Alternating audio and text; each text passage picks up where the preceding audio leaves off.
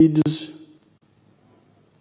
we fought Corona recently, and even Ebola in the past. So even this one, we can fight it and win it. This Ebola is an aggressive disease, but in my view, it is not as difficult to fight as either AIDS or Corona.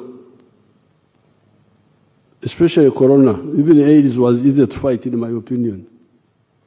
But Corona was very dangerous because it was spreading through breathing,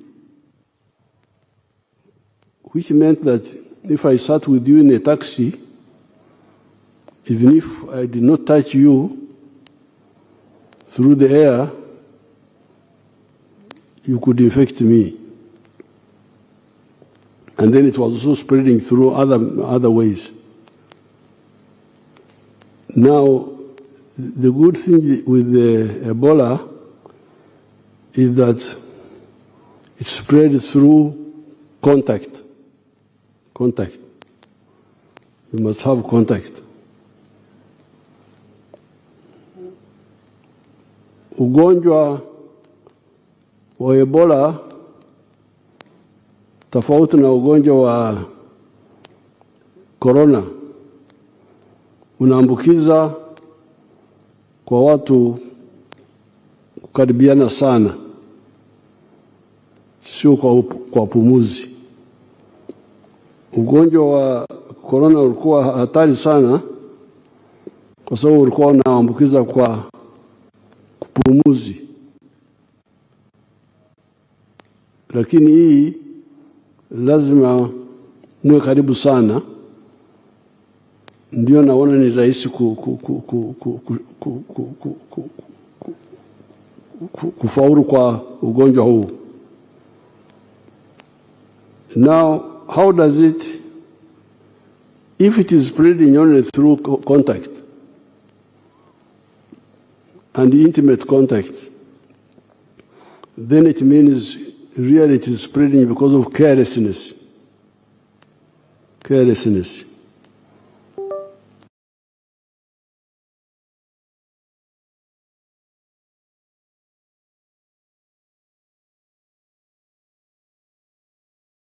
Sio kwa pumuzi aweze kuambukiza. Inamaanisha kutokojali ndio shida, ndio inaleta huu ugonjwa kuenea sehemu yote. Now the contact, there are a number of them. I have written about 7 here. Intimate contact. The one of West Africa, spread by a boy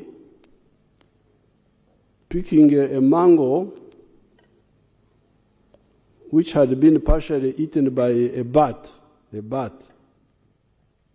akahundu, and eating it. That's how it started. A mango had fallen down, but I think before falling down, a bat had eaten a little bit, and when the boy came and ate it, it had some, I think, saliva or whatever, or feces or from the bat, and that's how that huge Ebola, which killed people in West Africa, started. So what does that mean? Eating fruits, eating things, wash them properly. These people can tell you how can we wash. I will give a chance later to Barimus and the doctors here to tell you, we who eat fruits, like me who eats fruits, how do you eat them safely so that you don't know that you have shared it with the bat? They will say something later. So that was one way. The bat sat on that fruit, maybe eat a little bit or what, or urinated there, whatever. Then the fruits fell down. The boy picked it, ate it without washing. That's how the whole thing started. I don't know how many people died. Very many people died that time in West Africa. So you can see there, bat, saliva, whatever, on the fruit. Then apparently another case, I think it was even in Uganda, where a boy went into the caves where there are bats. And there, I think, got in contact with the feces of the bats, and that's how it started, in that outbreak. Now, the third big way is eating wild meat. Because this Ebola apparently does not go into all the animals. There are some animals where it goes and either stays without causing sickness or even kills the animal itself. These doctors can tell you which ones, they can list them later.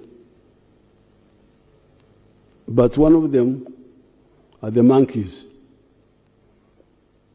The monkeys, if you eat monkeys, you are going to get Ebola. I don't know whether cooking the meat properly would save. They can educate you about it. Cooking the meat properly. But even if you cook the meat properly, there is a danger when you are slaughtering. When you are slaughtering, if the skin is intact, you've got no crack in your skin, the virus may not get into you. But if you touch yourself in the soft parts of your body, the nose, the eyes, it will enter you. The virus will enter you. So you have the monkeys, you have the bats, those bats. I hear there are some people who eat them also. Then even some of the wild animals, like the enuma, the one which looks like a goat, they say. But you can have the whole list. These people will give you the whole list.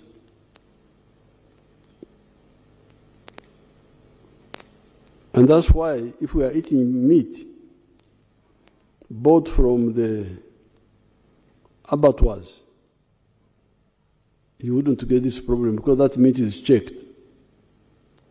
But the people in the villages may not have time to go to the butcheries to buy meat.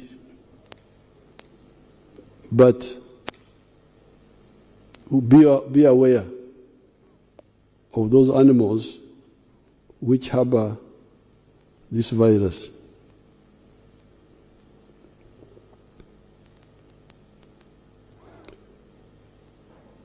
We were talking with the head of the WHO here the other day, and he told us that the people who have died quite a bit in some of the areas are the medical staff and the pastors. These are the ones who have died most. Why? Because the medical staff work carelessly. They examine patients without gloves. instead of having a very strict routine, touching patients should be, I thought there was a rule that you should use gloves. I don't know whether that rule is there or what. But among the people who are dying are the medical staff. Because they touch people, they touch patients. And you remember our Dr. Rukia, one of our doctors who died some years ago, this was the problem. Touching patients. The pastors, the people of God,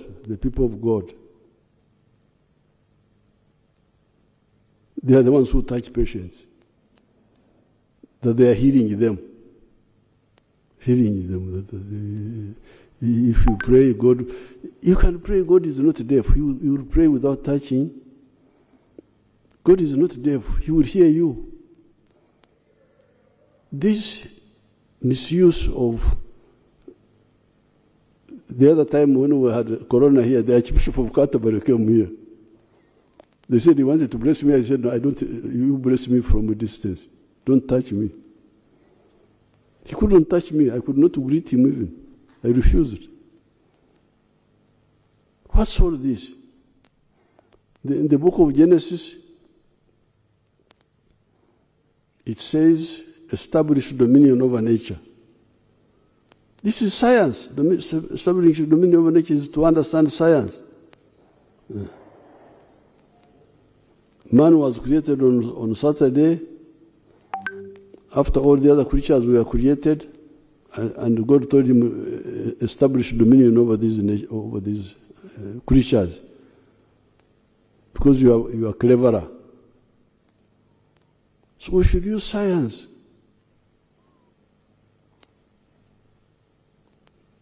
Don't touch people, bless them, because you are not the one who is curing them, it is God. You are interceding.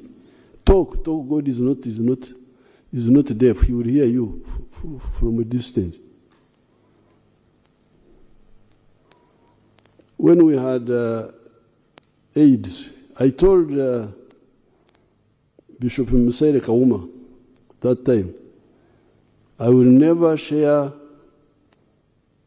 this Holy Communion cup with this crowd that they are sharing the communion, sharing saliva. I told him I can't be part of this, and I think they introduced individual cups or something.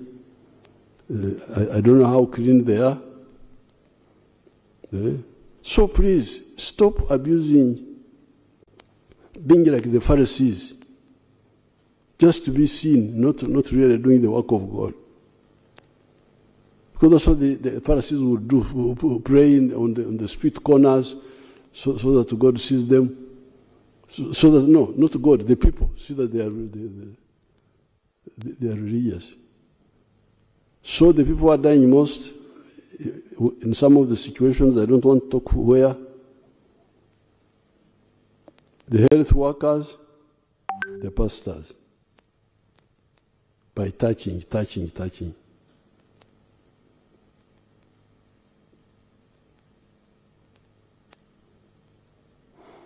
Another big problem is handling dead bodies. That there are certain customs. Yes, those customs were there when there was no danger, how to wash dead bodies. But now that there is danger, it has been announced. If somebody is sick, call the doctors, because the doctors can tell you what sort of sickness this one is. But don't just hide, and you just do it yourself. I hear that among the 19 cases in Uganda, 14 are from Congo,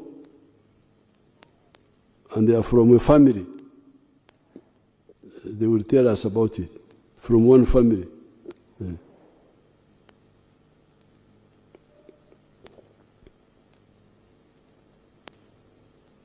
So therefore, you now know how Ebola spreads. Saliva,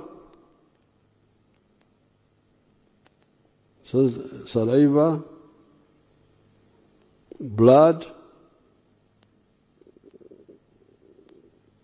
sweat, vomit. If somebody has vomited, sperms. Ebola can stay in a man for, I hear, 9 months.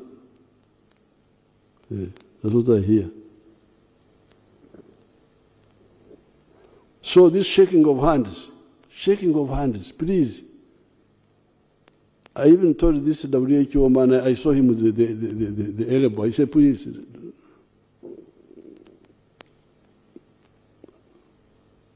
What is the greeting for? Shaking of hands for what? There is a problem. You just wave at people.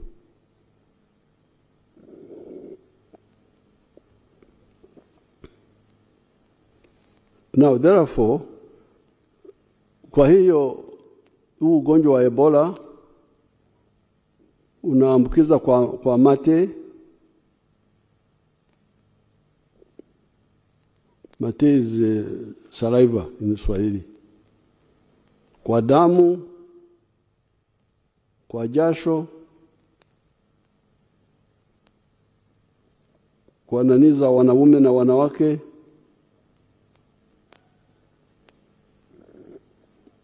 na kwa kutapika.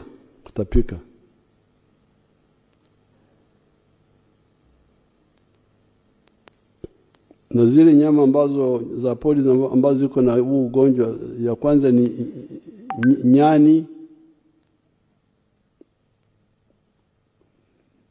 monkey.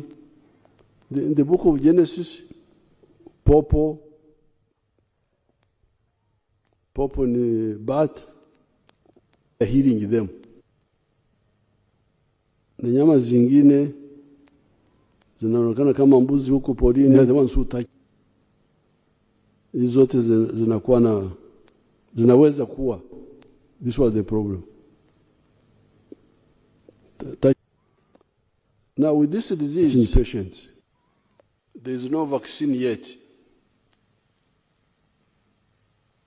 And there is also no direct medicine for treating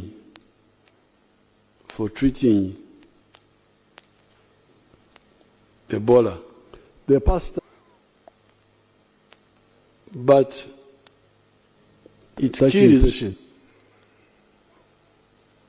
It is important to know that it kills by touching the patient, provoking the body to kill itself. Our Dr. Rukia, that's what the virus does.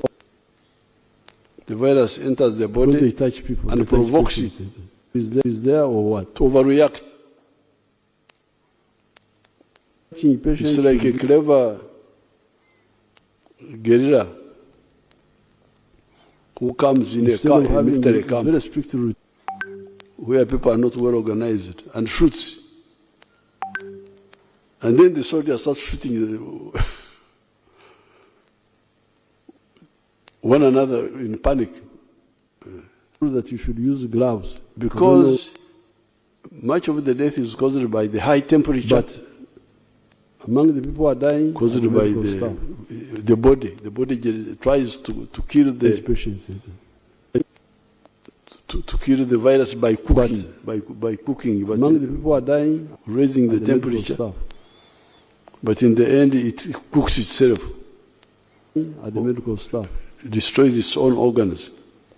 Because they touch people, they touch patients. Vomiting, losing water, bleeding eventually. And you remember our doctor.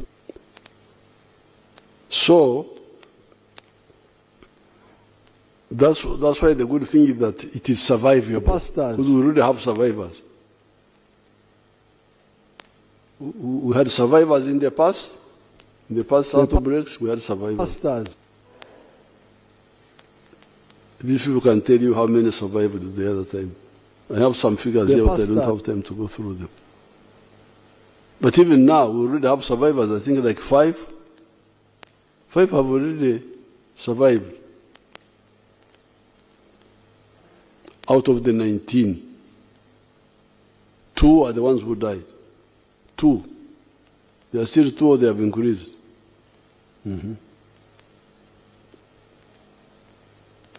The first Congolese man who came is the one who died in Kiburi, I think. The pastors. And came with their sister-in-law. They came separately, but I think they were from the same place. The sister-in-law has recovered. And she recovered. They recover because they get support. The doctors control the temperature.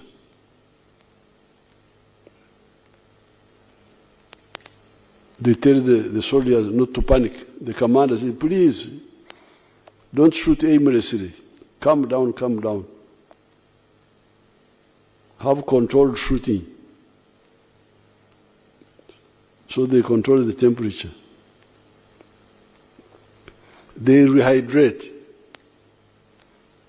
Losing water, you put it back. Losing water, put it back. Water and salts and so on. Because when you vomit, you lose so many things. You lose water, you lose salts in the body.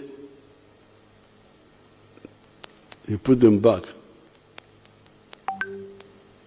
You put the water, the fluids. So the body now has a chance to fight in an organized way. And people get cured. So which means the body overcomes. Otherwise, how would people get cured? Which we don't see, which is very difficult in AIDS, because AIDS, I don't know whether people have really had a cure. But this one, people have been cured. So it is very simple. It's just indiscipline. This one, people have been cured. Some have died, yes, but others have been cured completely because of controlling the other killers, the temperature, the loss of fluids. You find the body fights back and it overcomes the virus. Combined with the inability to spread so much like corona was spreading through breathing. This one is spreading through contact. This disease is easy to stop if only people are serious. So therefore, the most important thing is to report quickly to the doctors. Don't delay. Once you feel some symptoms of sickness, report. So that they check and if it is Ebola, they start intervening early.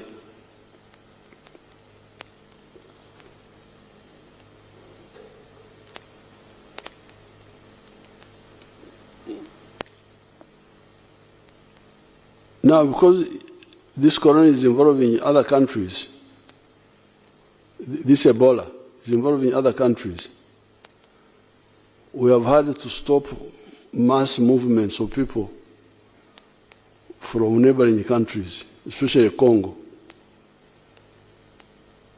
That's why I think public transport was stopped, correct? We only allow cargo. Why do we allow cargo? Cargo is very crucial. It's very crucial for countries, for businesses. stopping it is like a blockade, as if you are at war. You can't do that. But the good thing is that cargo also requires a few people. Cargo requires a driver and a tannoy boy, 2 people. Finish. And these are easy to check. You can check them at the border. If they are sick, you... Now, the other good thing about Ebola, this Ebola is a disease. It's very easy. The other thing about Ebola is that it doesn't infect. Somebody is not infective until he starts getting sick. But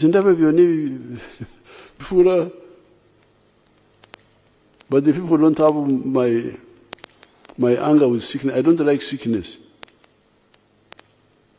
I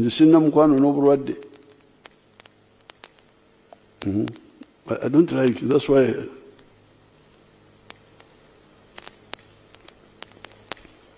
during the campaign they were saying I should sit down with the other. I said, please, let me sit alone there, Mundeke. You look isolated. I said, God is with me.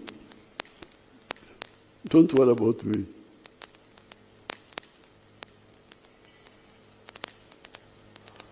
So this one, apart from infecting only by contact, even that starts happening when somebody has started showing signs of sickness. Before the virus can be in the body, the person is not yet infective. So it's very easy. It's just small windows of just indiscipline. So that's why, therefore, we don't fear the cargo, petrol tankers, trailers. They have one driver, one tannoy boy. Finish. You check them. If they enter, somebody was saying, but they may come and they get sick when they're here. If they get sick when they're here, they will report. If they follow, they will report and get isolated. And the road is parked somewhere. Finish. It's not a big problem.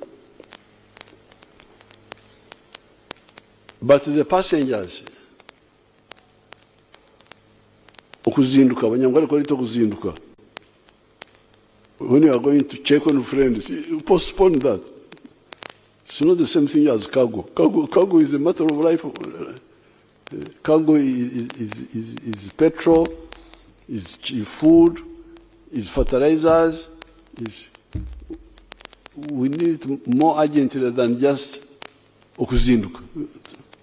I'm going to see my relatives. You hold on. You'll see them later when the danger has gone. That's why we stopped the passengers. But now, some of them come through the border on foot and in boats. Now, that's where the danger is. First of all, by coming in that way, you take long. You are hiding, days pass. Even if you arrive in a health center, you have lost some time. So that's why we have worked with the Congo government, and these people will tell you what the exact plan, to open joint medical camps on the Congo side. And announce it. We are here. If you feel sick, come. Don't try to go to Uganda, because there you will delay. Come here. Come. We think that one will help.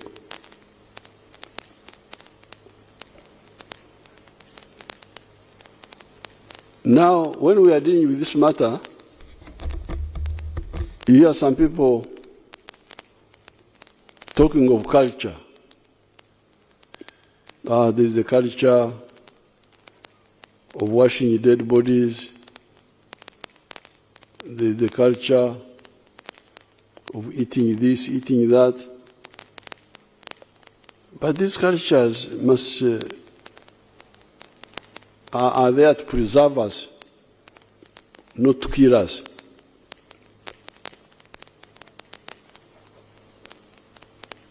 If they can be modernized, for instance, the meat we are eating because of culture, if it can be, how can it be slaughtered safely?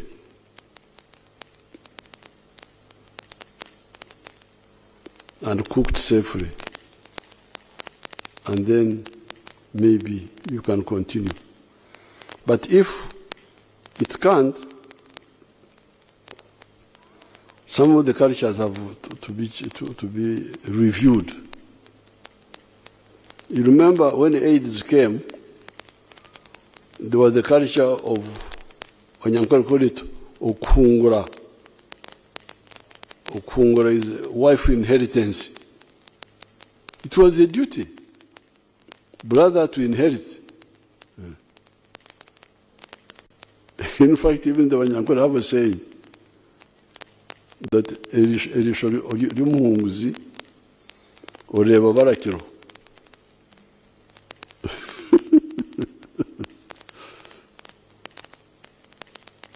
It was like constitutional. You had to inherit the wife of your brother who died. And it was a social arrangement, because the question was, this fellow has died. There is no social insurance, there are no pensions. Who will look after the children? Who will look after the wife herself? So that was the arrangement. But when AIDS came, we saw the danger and we said, please, please, please. And people started reviewing it. Female circumcision, how could you reform it? Female circumcision was wrong science. There was no way you could say you do it properly in a better way. There was no better way. So we had to confront our Kapchorwa people and say, please, this one.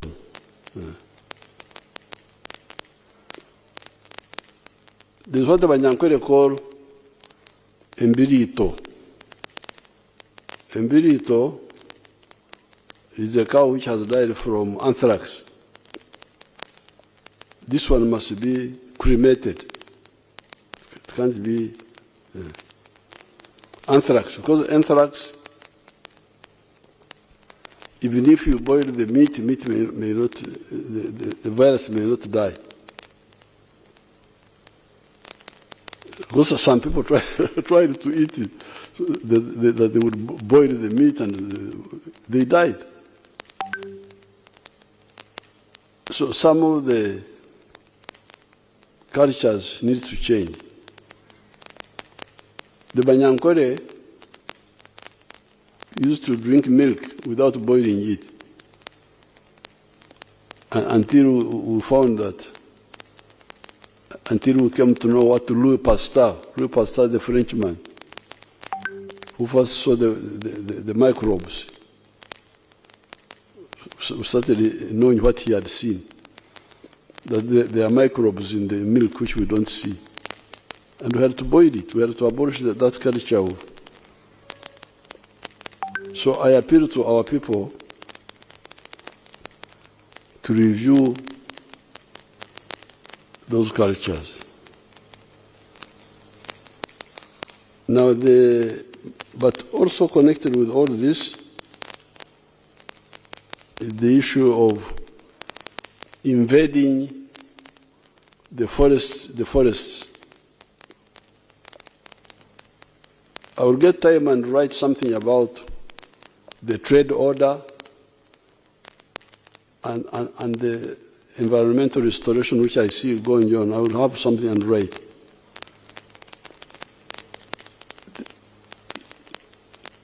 these issues are not just environment.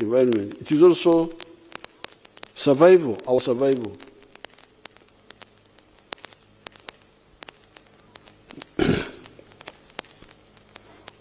I have not studied it, but I will challenge these people to study it and inform you.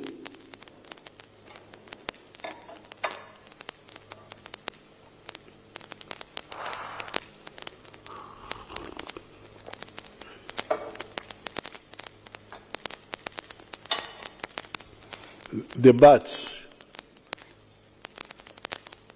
I normally see the bats flying at night. Eating, I think they eat insects. Do they eat insects? Yes. So the bats, you may find the bats are also part of the balance of nature. They do some good work. Maybe they are doing some good work. Eating the insects. Because if the insects were not eaten, they would be too much. They will overpower us.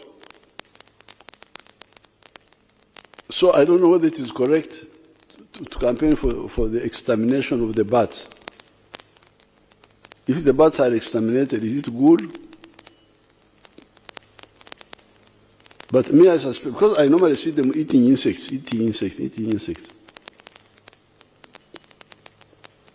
And I had no problem with the bats. They were there at Chamate Boys' School. They were in the roof. We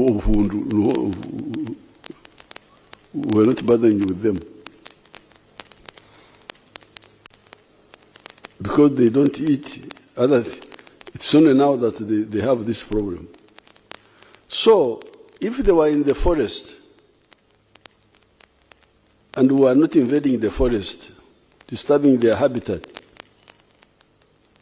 and they come, eat the insects, go back, that's how it's part of the balance of nature. They would actually be doing a good job.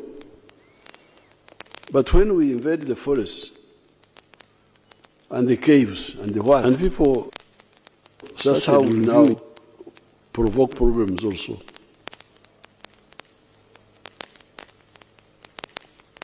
Kwa hiyo wenzangu,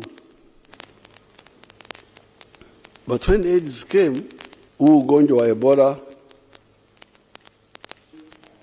ni rahisi kusimamishwa, kukomeshwa, kwa sababu kwanza hauambukizi sana. So sio kama corona, apart from infecting only by contact, mpaka even that starts happening when somebody has signs of sickness. Au mbadilishane the culture kwenye mwili of eating this, eating that, ndio anakuambukiza. Help. Au kula zile nyama ambazo, you hear some people tumetaja pale, talking of culture. Ya pili, hata baada ya kushikwa ugonjwa, the culture of eating this, ushifika haraka kwa matibabu. But this culture must, kwenye watu 19, we saw the danger. Ambao wamekutwa na Ebola hapa Uganda, 5 wameshapona. Female circumcision 14 kwa hao, 19 ni watu wetu, ndugu zetu kutoka Kongo, na inasemekana wanatoka kwenye chain familia moja. Also some people tried to eat it. Kwa hiyo mambo awe mawili. Kwanza, they died. Ugonjwa hauambukizi sana kama corona. Ni rahisi kukomeshwa. To drink milk without boiling it. Tukiacha kushikana mikono, tukiacha kufanya ile mambo yote tumetaja hapa. You know what to do, pasta, kushika mahindi. maiti bila kujua mtu amefariki kwa sababu gani. We found that wale watu wa Mungu kushika kuweka mkono ya wagonjwa, le pasteur the Frenchman, waganga, watu wafanyakazi wa afya, cultures kushika wagonjwa bila kinga, bila gloves. Hizo gaps zote ndizo zinaleta shida, lakini rahisi kusimamishwa. Wacha niachie hapa, alafu niulize kama waganga wanataka kuongezea. They would boil the meat and they died. Add anything, you people. So some of the...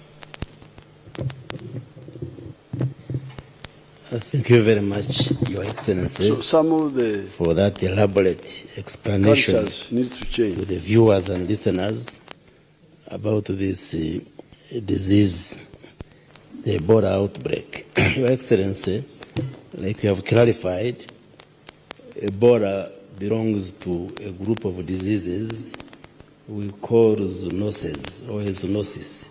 This one means that the organism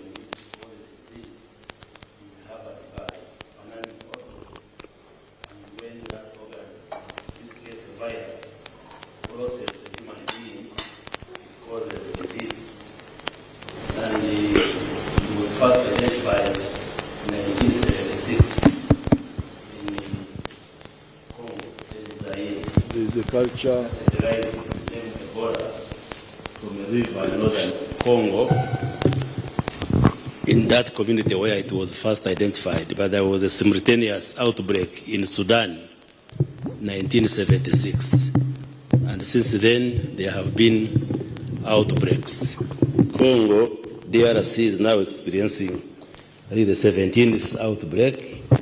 In Uganda, we had the first outbreak in 2000, and we are now having the 9th outbreak. Because we have been having outbreaks, some big, like the one which was in northern Uganda, and even individual. Others have been small. You have explained there are animals which are reservoirs, which harbor this virus. And the most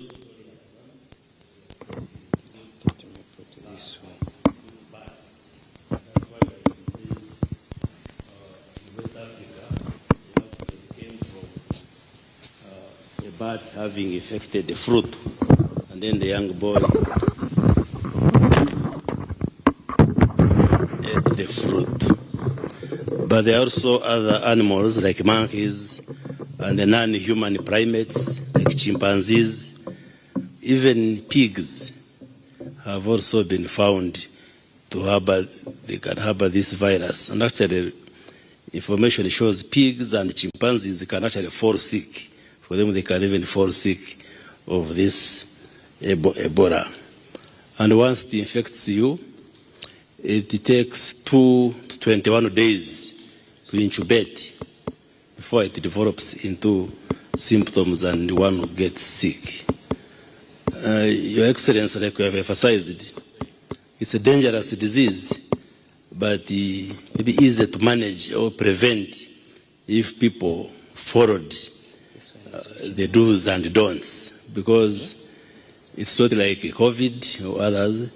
You get it through physical contact with fluids of somebody who is having the virus.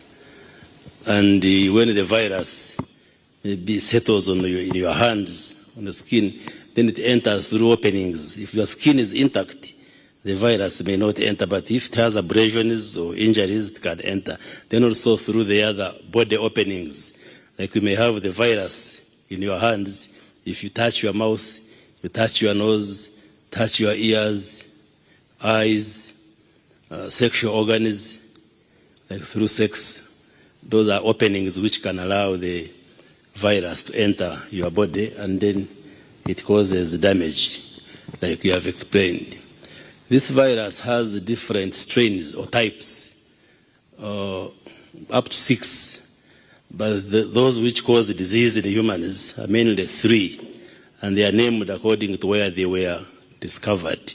Like that we call Ebola Zaire, Ebola Sudan, and Ebola Bundibujo. The current outbreak is caused by that Ebola Bundibujo. It's called Bundibujo because in 2007 and 2008 we had an outbreak in Bundibujo. When they isolated the virus, it was different from the one which had appeared in Congo and appeared in Sudan. There are other strains, but they are not non-pathogenic. They don't usually cause illnesses in human beings. And like you have said, the other strains, like the one of Zaire, they have vaccines and drugs. But this Bundibujo doesn't have a vaccine yet and a drug yet. But there are trials which are being done, but they are not yet conclusive. And that's why we must be very careful and follow what health workers and what you are telling the public so that we avoid and prevent getting this illness since we don't have a vaccine and a drug yet. But like you have clearly explained, if somebody comes early and is attended to by health workers, you can go through the sickness and you get cured and you are sent home. Like the 5 who have been managed under our system, they have been discharged and they have gone home. The problem is that the symptoms of Ebola disease are like those of malaria and typhoid. And it's important for the public to know. You get fever, headache, nausea and vomiting, joint pains. If you get worse, you can start getting bleeding from different parts of the body. So people out there, someone might fall sick and they think it's malaria.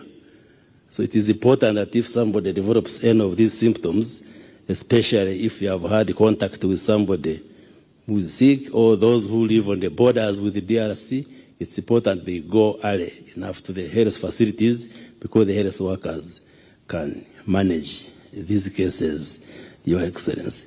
The Ministry of Health and the government have mounted a huge response to contain this outbreak. And like we have explained, most of the cases that have tested positive are imported cases because the epicenter or where this outbreak started is in our neighboring country, DRC, in Ituri province. But the other provinces like North Kivu and South Kivu have also registered cases. So we appreciate your guidance that instead of allowing many more Congolese coming into Uganda, we go and work with the Congolese government and the people to establish treatment centers across in areas close to the border, because there is a belief and perception in the DRC that, which is correct, that there is better management of the cases here in Uganda. And that's why many friends and brothers and sisters in Congo try to come to Uganda to get better care. Even the first person who came and died came as a patient, but I think he didn't reveal that he was sick, and he was admitted in Kibuli Hospital, managed by health workers. He came on the 10th, died on the 14th. Then on the 15th, that's when the health workers confirmed it was Ebola, but he had come for treatment. So, like we have guided, we are going to establish the treatment centers, up to 4 centers in the DRC, and we work with the WHO and the health workers in the Congo, but also we take our experts to Congo so that the Congolese know that the good services they would be getting here in Uganda can be got from their own country, and then we minimize the numbers which are coming into Uganda, Your Excellency. But we have also mounted a strong campaign, especially in the districts and the communities bordering DRC, and give them measures, like we have closed the markets and all these gatherings. We have advised people to avoid weddings and big parties, and the health workers, the RDCs, and the other government workers are seriously mobilizing together with the Ministry of Health staff. Maybe where people are still concentrated, but we have given them guidelines, like in schools, because we didn't want to close schools, but all schools have been given guidelines on infection control measures, like ensuring that the learners can wash their hands, use sanitizers, and all the preventive measures. And also the churches and the prayer gatherings, they have got all the guidelines on what to do to ensure that those who come for prayers remain safe and do not become a vehicle for transmitting the virus, Your Excellency. So we further appeal to Ugandans to be watchful, to be on the lookout, that if we follow these basic measures, we can be able to arrest the transmission and wipe out this outbreak as soon as possible, Your Excellency. Maybe my team can add any more comments. Excellency, you asked in the last outbreak, the total people that were infected was 14, and 2 died before they go to our treatment unit. But all the people we got in our treatment unit were treated and got better and went home. The 12. The 12. And in West Africa, Your Excellency, those who died were 11,000 people who died in 2015 in West Africa. At the moment, we have discharged 5, but all our patients that have been in ETU, the ones that we are treating, are getting better. The ones that were really, really sick, they are getting better, and soon we will also discharge. We don't anticipate anyone to die in our ETU. All the people we got this time who have been treated in our isolation center.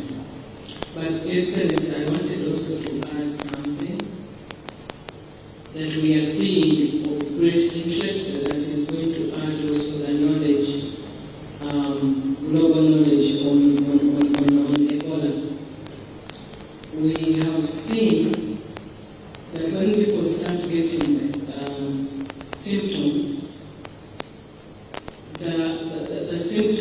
the virus is highly concentrated in the saliva, in the vomitus, and in the stool.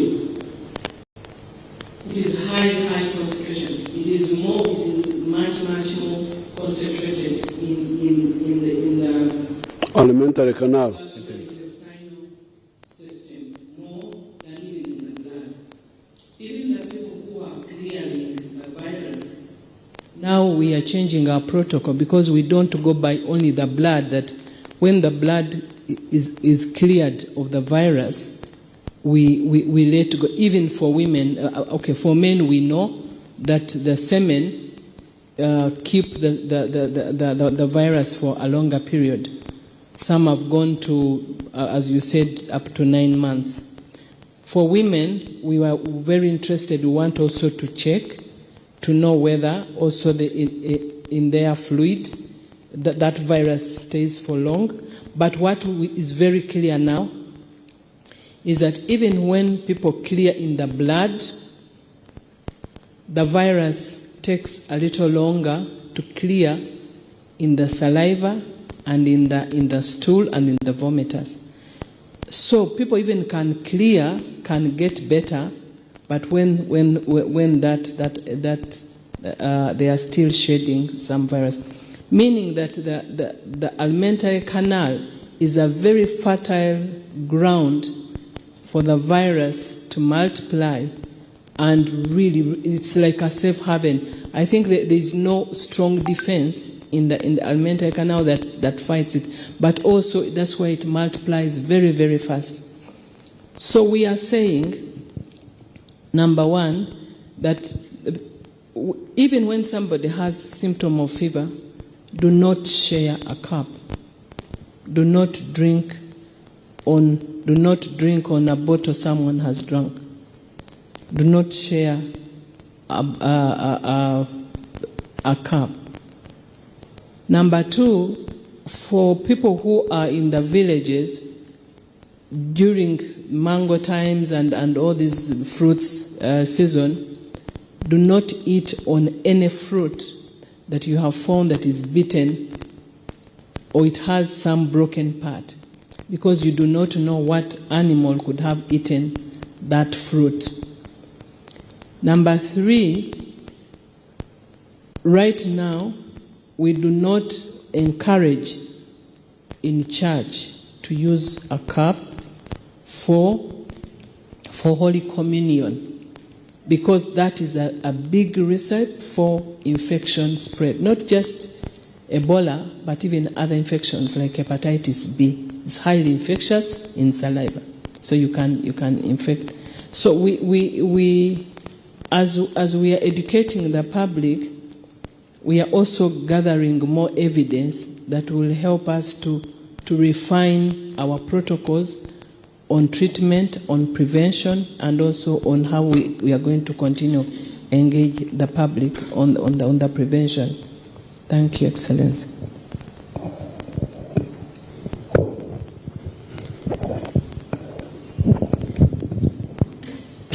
Your Excellency, thank you. That is the Commander of Diseases. Is the Commander General. No, Your Excellency, I'm now also converted more prevention. Oh, yes. It's now And the non-human Director General of Health Services. chimpanzees.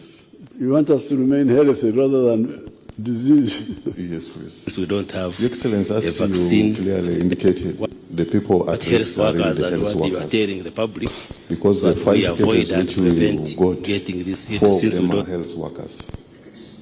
we And must then be the other very one was careful the driver and who follow transported the first. what health first workers case. and what you are telling the public, And so that Our we health avoid workers of and Uganda. prevent Of Uganda, getting yes. this illness, since we don't have Who a handles the vaccine Congolese and a care? drug yet. they But handled like we the have Congolese because clearly this particular explained, patient, if I think somebody they got comes into the early process. and is She attended was to by very health sick, workers, and then she got into you can cardiac either- arrest, so she got into a the process symptoms of resuscitating. of Ebola, So the exposure was very, Ebola very is- huge.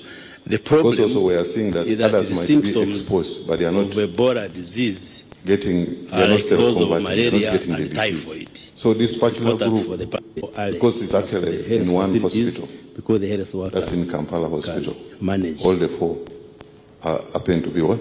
these cases In that place. Your Excellency. So how are they trying to resuscitate? I think definitely you do a cardiac what, and and trying to put a tube in the what, in the CPR. Without gloves? They probably had gloves, because at that time that particular patient had now in the terminal stage of dying, and she was having signs of bleeding. Because that's what we are also seeing, that normally as they are dying. Actually, when the person is dying, the virus also does not want to die with the dying person. So it gets into the surface of the what? Of the body. And so all the body is very infectious. That's why the bodies are really super spreaders. Like, remember when we had in Kasanda, where a group which went and exhumed a dead body, and then they had a very big exposure. So really our call is to the health workers that they need to protect themselves, put on gloves, sanitize, and wash hands. Those are really preventive mechanisms, can protect them, protect their patients, but also protect their families. But in this case, where was the carelessness? The carelessness now, because now I am sure that the patient there was a lot of bleeding and probably a lot of probably vomiting, a lot of fluid coming through the throat, and even when they were trying to put the endotracheal tube, there was already a bleeding which was coming out. So in the process, the gloves sometimes. How could they have done it safely? Now to put on the gown? In that kind of patient now, they needed to have put in what we call now, it would have needed to put in an Ebola suit, where they should have been able to have goggles. Because like when you spoke about the late Matthew Lukuya, the exposure he had is that the patient was agitated because of restless, because he was about to die. So in the process, a lot of either he coughed, then it got into his what? Into his face. So that's how he got contamination. So it gave him a lot of high-risk exposure. Okay, so Ugandans and other friends, this what we wanted to share with you. Have we had any new cases in the last? In the last 5 days, we've not registered any additional cases. Please, you can see this is a very simple thing. A few people came from Congo.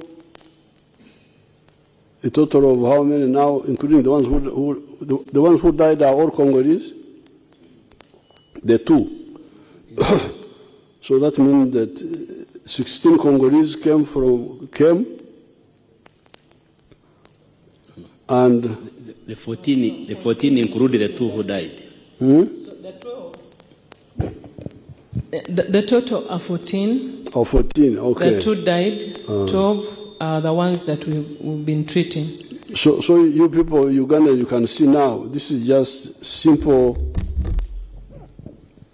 mismanagement of something that can be managed. 14 people from Congo came. The two who came late died. The 12 who came early, 5 have already recovered.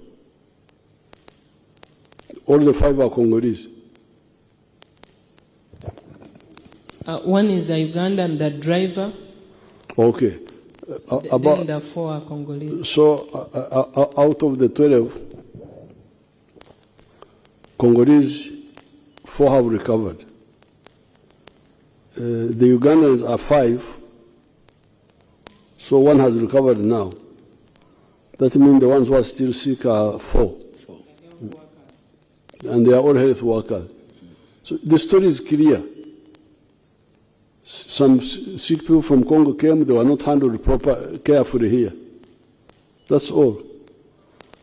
Now with the little alertness we have had, although me, I'm not satisfied because I was at Kororo and I was watching those MPs dying to hug one another. And, it's as if they are bewitched. Bani babaloze o baba lebatia. Awa wamelogwa awa wako namna gani. In spite of all that, 5 days now, no new case. It looks as if the fire of Ebola has started going down. So therefore, please, we've got a lot of work to do. Let's be very serious. We don't have to keep playing around with it. Listen carefully and act. This is easy to stop. We stopped it in the past. We can stop it now. Thank you so much. God be with you.